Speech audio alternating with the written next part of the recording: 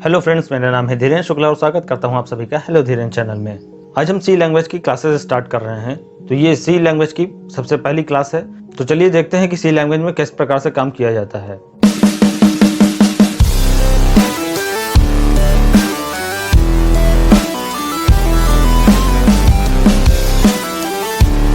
जैसा कि हम सभी लोग जानते हैं, किसी भी एक प्रोग्रामिंग लैंग्वेज होती है।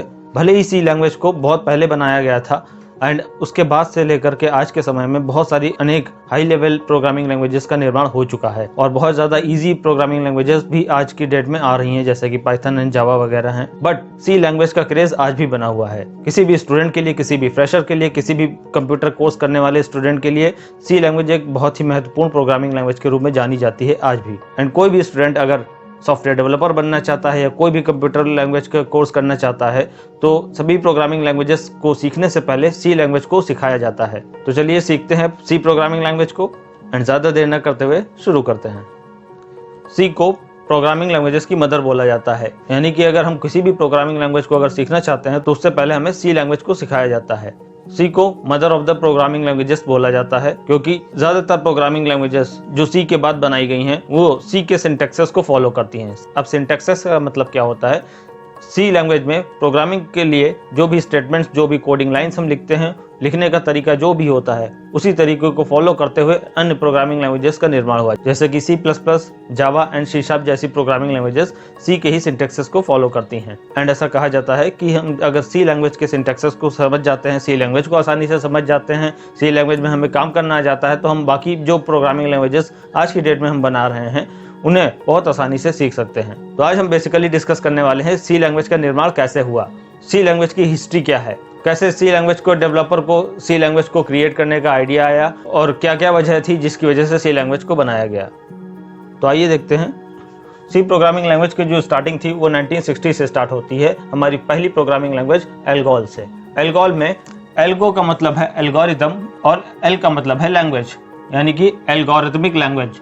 ऐसी लैंग्वेज जो एल्गोरिथम्स पे बेस्ड थी। एल्गोरिथम्स क्या होता है? जैसे कि हम आज की डेट में किसी भी प्रोग्रामिंग लैंग्वेज की बात करते हैं तो हम उसमें प्रोग्राम्स बनाते हैं, उसमें कोड करते हैं। जैसे कि दो नंबर्स को जोड़ने का अगर हमें काम दे दिया गया तो ये भी एक प्रोग्राम है, ये भी एक टास्क है। तो इस टास्क को अगर हम प्रोग्रामिंग लैंग्वेज में ना लिख करके नॉर्मल इंग्लिश लैंग्वेज में अपनी भाषा में स्टेप्स लिखते हैं कि पहले हमें क्या करना होगा, फिर क्या करना होगा, अगेन एंड अगेन क्या करना होगा, यानी कि स्टेप बाय स्टेप अगर एक प्रोसीजर लिखते हैं कि हमें स्टेप बाय स्टेप किन किन चीज़ों की जरूरत पड़ेगी हमें दो नंबर्स को जोड़ने के लिए और कैसे हम दो नंबर्स को जोड़ सकते हैं, तो स्टेप बाय स्टेप जो हमारा प्रोसेस होता है उसको कहा जाता है एल्गोरिथम। तो हमारी एल्गोल प्रोग्रामिंग लैंग्वेज इसी तरह से एल्गोरिथम्स पे प्रोग्रामिंग करती थी। सेकंड हमारी लैंग्वेज है CPL, यानी कि कंबाइंड प्रोग्रामिंग लैंग्वेज। 1963 में इसको बनाया गया था एंड CPL के एक्सटेंशन के रूप में ही, यानी कि CPL को एक एडवांस वर्जन के रूप में ही BCPL नाम दिया गया एंड BCPL नाम से हमारी एक नई प्रोग्रामिंग लैंग्वेज का आविष्कार 1967 में हुआ। BCPL का फुल फॉर्म था बेसिक कंबाइंड प्रोग्रामिंग लैंग्वेज, जिसे मार्टिन रिचर्ड्स ने बनाया था। BCPL को ही ध्यान में रखते हुए इसके B को उठा करके हमारा B लैंग्वेज का निर्माण किया गया एंड इसे बेल लैबोरेटरीज में बनाया गया था, जिसे केन थॉमसन ने क्रिएट किया था 1969 से 1970 के बीच में। यहाँ पर बी लैंग्वेज के निर्माण का जो ईयर है 1969 या 1970, इनमें मतभेद है। कुछ जगहों पर 1969 हो पाया जाता है एंड कुछ जगहों पर 1970 पाया जाता है। तो आप ये कह सकते हैं कि 1969 से लेकर के 1970 के बीच में हमारी बी लैंग्वेज का निर्माण हुआ था एंड बी लैंग्वेज में ही कुछ मॉडिफिकेशंस करने के बाद हमने सी लैंग्वेज का निर्माण किया। सी लैंग्वेज को अभी निर्माण बेल लैबोरेटरीज में ही हुआ था, जिसे डेनिस रिची ने बनाया था एंड सी लैंग्वेज को 1972 में क्रिएट किया गया था। सी लैंग्वेज को बनाने का मकसद क्या था? सी लैंग्वेज को बनाने का मकसद था BCPL एंड बी लैंग्वेज, ये जो दो प्रोग्रामिंग लैंग्वेजेस थी ये टाइपलेस प्रोग्रामिंग लैंग्वेजेस थी। आज की डेट में हम जैसे देखते हैं कि कोई भी प्रोग्रामिंग लैंग्वेज अगर हम पढ़ते हैं तो उसमें डेटा टाइप्स होते हैं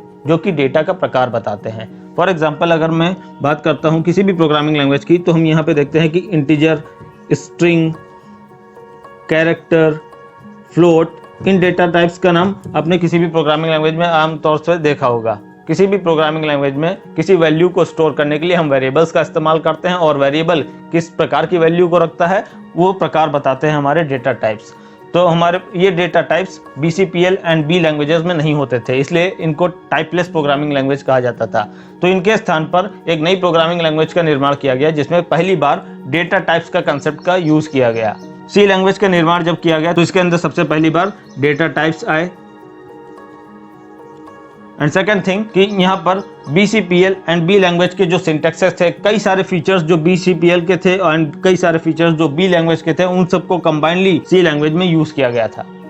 C लैंग्वेज के निर्माण के बाद 1989 में C लैंग्वेज को NC एक संस्था थी जिसके द्वारा प्रमाणित किया गया, सर्टिफाइड किया गया। NC का फुल फॉर्म है American national standard institute. American national standard institute या फिर NC एक संस्था थी या फिर एक इंस्टीट्यूशन था जिसके द्वारा C लैंग्वेज को पब्लिकली यूज करने की मान्यता दी गई। उसके बाद 1990 में जब हम आते हैं तब हमारे पास एक ISO संस्था थी जिसके द्वारा NCC को भी प्रमाणित किया गया एंड इसको भी अप्रूवल दिया गया। ISO का फुल फॉर्म है इंडियन स्टैंडर्ड ऑर्गेनाइजेशन।